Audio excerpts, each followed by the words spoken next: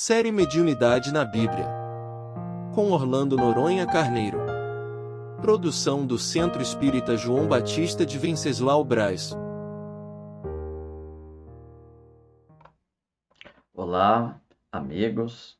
Estamos então dando continuidade ao nosso estudo, a série Mediunidade na Bíblia.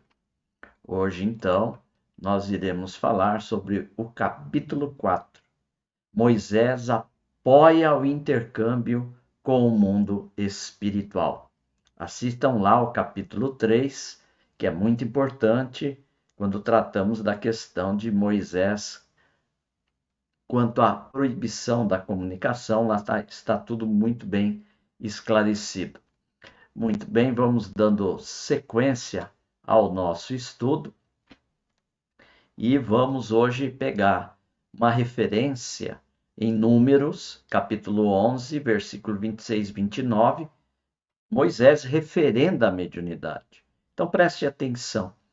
Está na Bíblia de Jerusalém, página 220, 14ª reimpressão, 220, editor 2020, editora Paulus. 2 homens haviam permanecido no acampamento. Um deles se chamava Eldade e o outro Medade.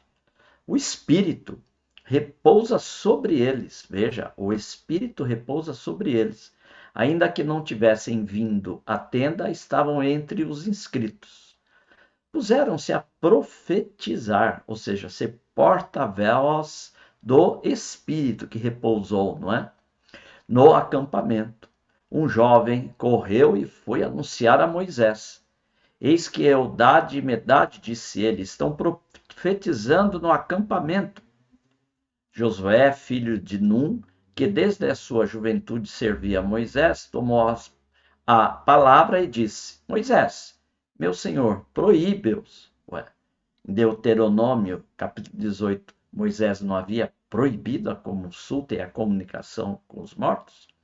Respondeu-lhe Moisés: Estás ciumento por minha causa? Oxalá todo o povo de Yahvé fosse profeta, dando-lhe Yahvé o seu espírito. Então vejamos. Durante o êxodo do povo hebreu, após eles se desvincularem da escravidão no Egito, a população se mantinha em tendas, em seus acampamentos, na viagem difícil pelo deserto. Veja que 2 membros da população dos hebreus, Eldade e Medade, entram em transe, repousa, e o texto é claro, o Espírito. Não se trata de um dos deuses lá do politeísmo das nações, mas sim de o Espírito. Ou seja, o agente é identificado no processo de intercâmbio com o mundo espiritual.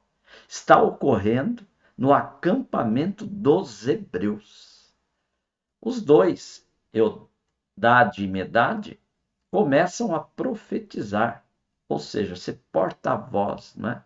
Evidente sobre o influxo do Espírito, está lá no texto, que repousa, ou seja, entra em transe, era a forma deles classificarem e entenderem o que estava acontecendo naquele processo com Eldade e Medade, era a terminologia, o entendimento deles da época. Ou seja, entra em comunicação, porque profetizar significa ser porta-voz. Então, ciente dessa proibição estatuída por Moisés, Josué acorre até o grande missionário do povo hebreu a fim de denunciar a prática. Estava lá em Deuteronômio a proibição da consulta do profetismo, não é? Ora, Moisés não havia proibido? Pois bem, Moisés atesta o intercâmbio ocorrido, o profetismo realizado pelo Espírito, dizendo: Oxalá todo o povo de Yahvé fosse profeta. Assim fica confirmado nesta aprovação de Moisés quanto ao intercâmbio com os espíritos. Está lá o Espírito, não está lá algum Deus, né? Algum dos deuses.